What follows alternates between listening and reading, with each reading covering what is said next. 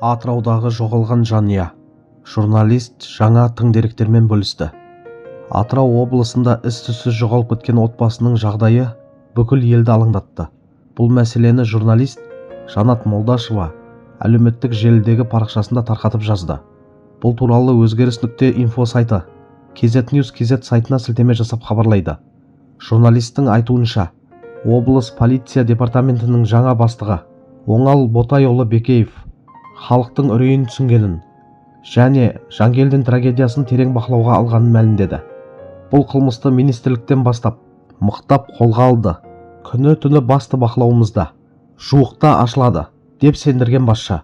Жанат Молдашева өз жазбасында кездесуге қатысты эмоциясында бөлісті. Көрісе салып, сын айту орынсыз дейтін болар. Бірақ бір сүйкімсіз мен-ақ болайын. Талай басшылар келіп кетіп жатыр. Елде қалатын біз, деп жазды журналист. Оқиға бойынша көпшілік жаңа басшының іс-қимылына үміт артып отыр. Полицияның әрекетімен тергеудің нәтижесін жақын арада жария етіледі деп күтілуде. Қадірлі көрермендер, бұл оқиға тағы бір рет әділ тергеудің, ашықтықтың қаншалықты қажет екенін көрсетіп отқандай. Адамдар қалай болды, неге бұлай болды деген сұраққа жауап іздейді.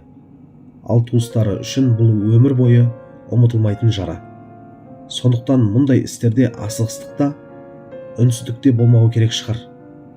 Қарапайым халыққа ең керегі шындықтың айтылуы және кінәлілердің жазасыз қалмауы. Сонда ғана қоғамның көңілі бір сәт болса да тынышталар еді. Бәрімізге керегі шындықтың толық ашылуы және әділ тергеу шығар. Бұл оқиғада эмоция да, үрей де көп. Сондықтан әр сөзге, әр ақпаратқа жұрт жіті қарайды. Полиция мен басқа органдардың жұмысы ашық жүретін болса, сенім де арта береді. Журналистердің бұл тақырыпты көтеруі біреуді қаралау үшін емес, елдің ішкі тыныштығын ойлағаннан деп түсінемін өз басым. Ең бастысы, бұл қасіреттен сабақ алынып, бұндай жағдайлар қайталанбаса екен деген тілек бар.